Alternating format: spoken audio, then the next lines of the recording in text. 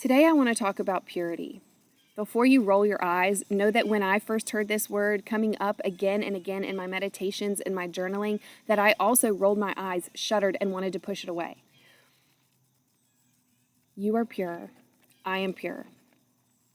Does that mean that we're without our faults? No, but I want to communicate and to share that the heart of who we are, the true expression of who we are, is pure love, and that we are pure, and that we are, by design, absolutely held in perfection the way that we are.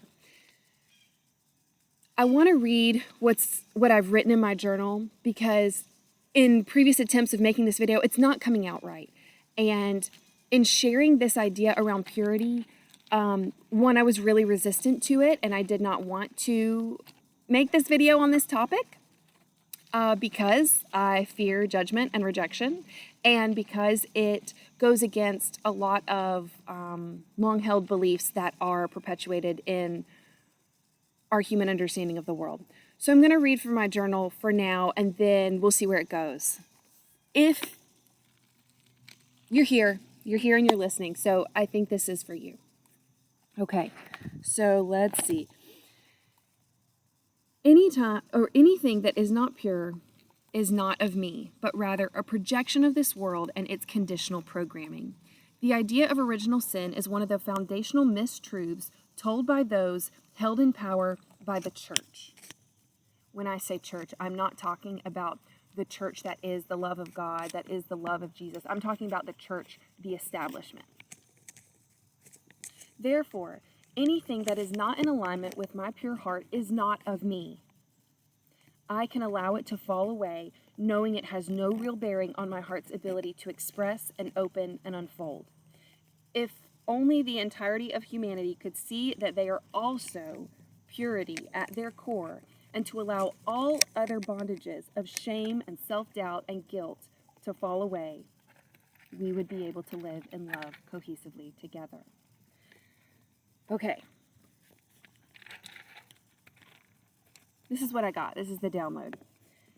This is the instrument of forgiveness, and it's designed for your world of love.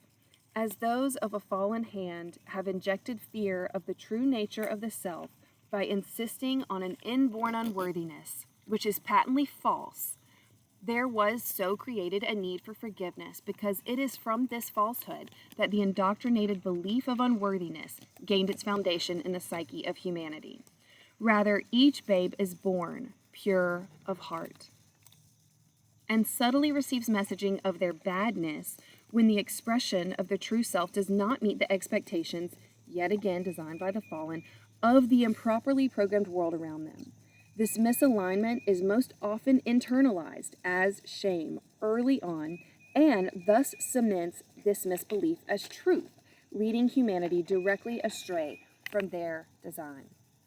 This is why Jesus and others like him had to come, to shepherd in a wave of forgiveness as a means of transmuting that falsely guided energy of unworthiness back into its true and pure form of love.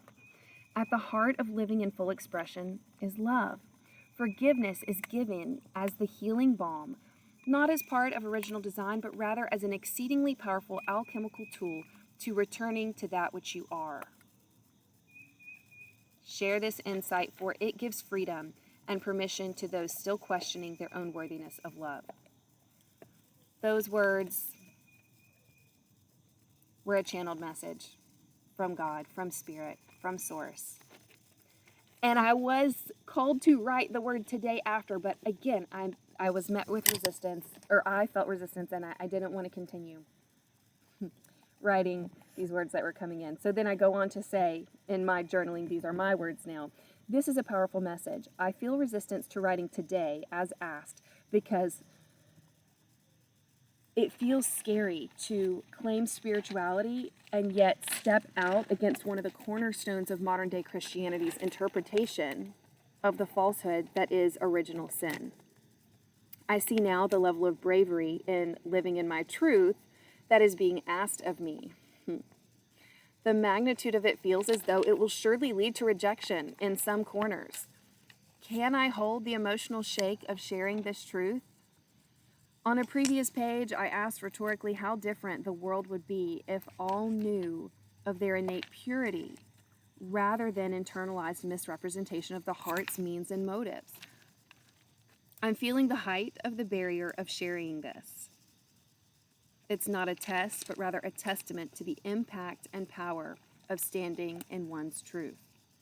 I know what today's YouTube message is. Will I answer that call to deliver it? I paused for a long time before I wrote the next word. Yes. Heaven, help me to do so clearly and with a heart of love. So that is what I journaled on. I feel like I'm supposed to bring this message of purity to you, to your heart, to let you know that your heart is so good. Your heart is pure love. And anything that is not in alignment with that pure love is not of you. It is of this world. It is programming that, whether, malevolently or just by way of default, has come in to your psyche, to your programming, to make you feel separate from yourself, from your truth, and from that source connection. It's not of you, and you can let it go. So I've been in this process of, going back and revisiting some inner childhood wounds and, embracing healing. And, I am making a lot of progress, but there is still this sense of unworthiness that I still carry. And the way I know that I still carry it is because when this message of you are pure, you are of pure heart, mind, and body, when that message has come into me, I feel a lot of resistance to it because I still carry these worldly perceptions of myself. I don't want a worldly perception of myself. I want a godly perception of myself. I want to hold myself in the same love and light that God holds me in, because that is my true nature. So I am actively trying to shed all the things within me that feel that they are not in alignment with that statement of knowing that I am pure love. I'm really stepping outside of my comfort zone to share this.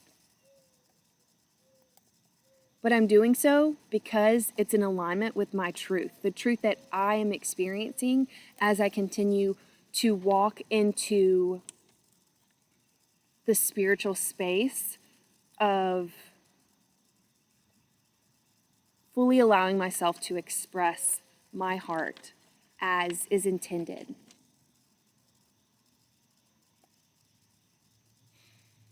I'm debating on how much more to expand or if I should just leave it there and let this message resonate with you. You're going to probably have to simmer on it for a while. I've been working with this idea for several days now, this idea that I am pure. Like I said, I have had a lot of resistance to receiving that message because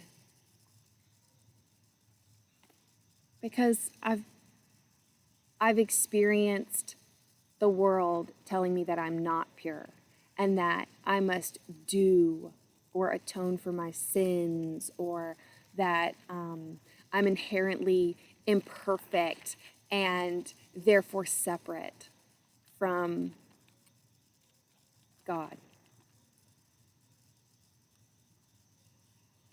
I'm questioning that separation because in my experiences, I'm not separate. I am one. I am one with the universe. I am one with all. I am one with Source. I am one with God. Whatever word it is that you use for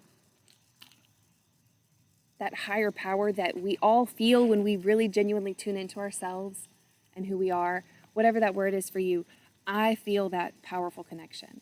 And I bet you do too in some ways when you take time to quiet your heart, quiet your mind, and connect. I do that more readily through nature. I tried to film this video a couple times inside and it just wasn't right. I had to come out here to be in the midst of creation. I've got Liberty here, reminding me that this message is meant for the world and that you're ready for it. If you're hearing it, you're ready for it. This message isn't necessarily meant for the masses.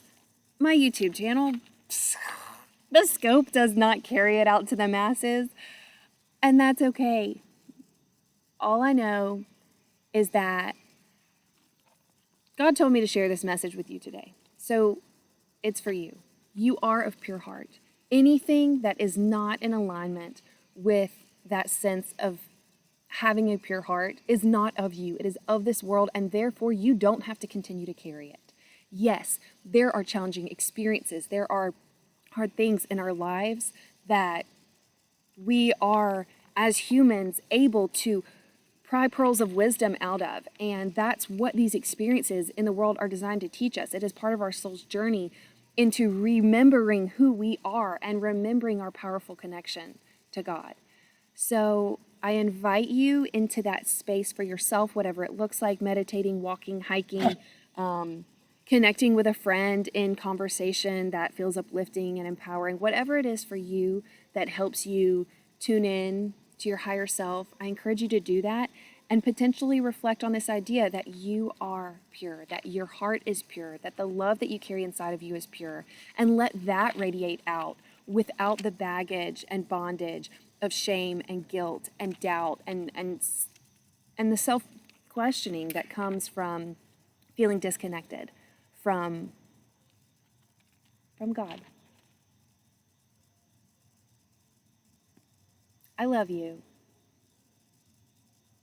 I'm in the process of remembering how to fully love me, and part of that process is recognizing that I am pure love. And when that is the truth that I embrace, it is so much easier to be my full expression and to live in my truth. And that feels so good, so healing, so powerful, and paves the way for more genuine connections with my brothers and sisters who walk the earth with me here. Goodbye for now.